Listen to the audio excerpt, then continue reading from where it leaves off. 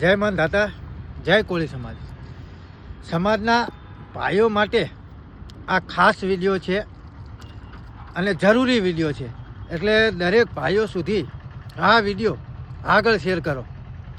મિત્રો, ઘણા સમયથી બગદાણાની જે ઘટના નવનીતભાઈને અસામાજિક તત્વો દ્વારા જે ઢોર માર મારવામાં આવ્યો છે એના આજે 25 દિવસ થયા, એમ છતાં ન્યાય મળ્યો નથી.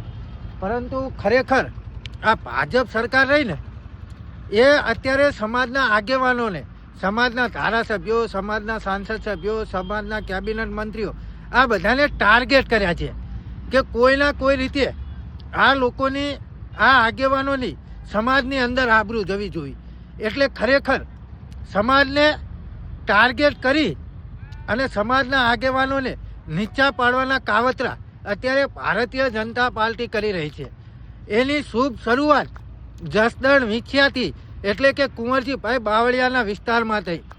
આપણે જોયું કે આજથી 12 મહિના પહેલાં ઘનશ્યામભાઈ રાજપરાનું અસામાજિક તત્વો દ્વારા મર્ડર કરવામાં આવ્યું અને ત્યારે જ સમાજના અમુક સંગઠનો, સમાજના લોકો કુંવરજીભાઈ બાવળિયાના વિરોધમાં આવ્યા.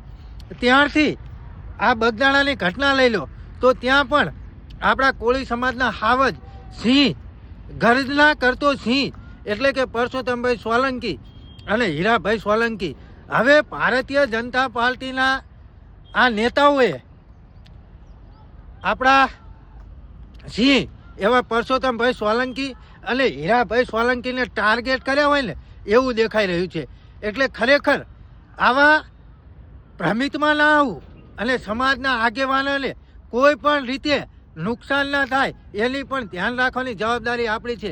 ભારતીય જનતા પાર્ટીનો અત્યારે એક જ ધ્યેય છે કે કઈ રીતે સમાજના લોકો સમાજમાં વિવાદ થાય, પરંતુ આપણે ક્યારેય પણ આવા વિવાદની અંદર પડવાનું નથી.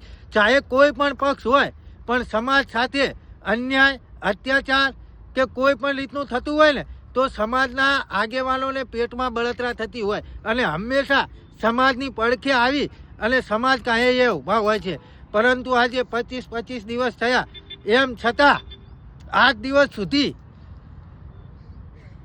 બગદાણાના નવનીતભાઈને ન્યાય મળ્યો નથી. તો ખરેખર આપણા સમાજના આગેવાનોને પણ નુકસાન ના થાય ને એની જવાબદારી રાખવાની પણ આપણી ફરજ છે. તો આપણે સૌ કોઈ સાથે મળી અને નવનીતભાઈને સમર્થન કરીએ છીએ, પરંતુ સાથે સાથે આપણા સમાજના આગેવાનોને પણ નુકસાન ના થાય એની જવાબદારી રાખવાની, ધ્યાન રાખવાની જવાબદારી આપણી છે. જય માન દાતા, જય કોળી સમાજ.